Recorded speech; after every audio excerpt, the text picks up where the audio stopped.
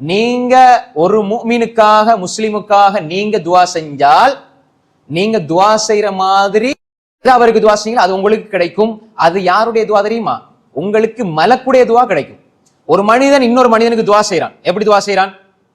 யா அல்லாஹ், இவரை மன்னிச்சிரு யா அல்லாஹ், அவருக்கு உதவி செஞ்சு விடு யா அல்லாஹ், அவருக்கு இந்த தேவை இருக்குது யா அல்லாஹ், அதை பூர்த்தி செஞ்சு கொடுன்னு நான் துவா செய்யறேன்.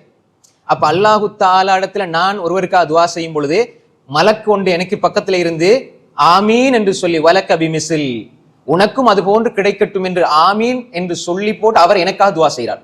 நாங்க இன்னொரு ஆளுக்காக வேண்டி துவா செஞ்சா நிராகரிக்கப்படாத துவா, மலக்குமார்கிட்ட துவா எங்களுக்கு கிடைக்குது.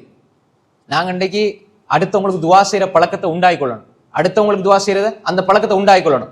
யா அல்லாஹ், இந்த அடியான் இருக்கிறார், இவருக்காக ஒரு ஆள்கிட்ட பேரை சொல்லி நாங்க எங்களுக்கு தேவையான நெருக்கமான ஒரு நண்பர், அவரை பத்தி நாங்க துவா கேட்கிறோம், அல்லது ஒரு சமூகத்தை பத்தி துவா கேட்கிறோம், யா அல்லாஹ் இவர்களுக்கு யா அல்லாஹ் நீ அருள் செய்ய அல்லாஹ். எல்லா மக்களுக்கும் துவா செய்யற பழக்கம். அப்ப ஒரு ஆளுக்கு நீங்க துவா கேட்டா வலக்க பிமிசில் அந்த மலக்கு சொல்றாரு என்றால், நாம் எல்லா மக்களுக்கும் துவா கேட்டா யா அல்லாஹ் எல்லா மக்களுக்கும் அருள் செய்யண்டா, அந்த மலக்கு வலக்க பிமிசில் அது போன்று உனக்கும் கிடைக்கட்டும் என்றா, எல்லா மக்களுக்கும் அல்லாஹ் கொடுக்கிற அருளை எனக்கு அல்லாஹ் செஞ்சான் தந்தானண்டா எப்படி இருக்கும்? அன்புக்குரிய சகோதரர்களே, துஆவுடைய விஷயத்துல கஞ்சத்தனப்படக்கூடாது. நிறைய கேளுங்க, எல்லாருக்கும் கேளுங்க, எல்லாரும் நல்லா இருக்கட்டும். இந்த பொறாமை, வஞ்சகம் இது இருக்கவே கூடாது. யார் அடுத்தவங்களுக்காக பிரார்த்திக்கிறாரோ அவர் மலக்குடைய பிரார்த்தனை பெறுகிறார்.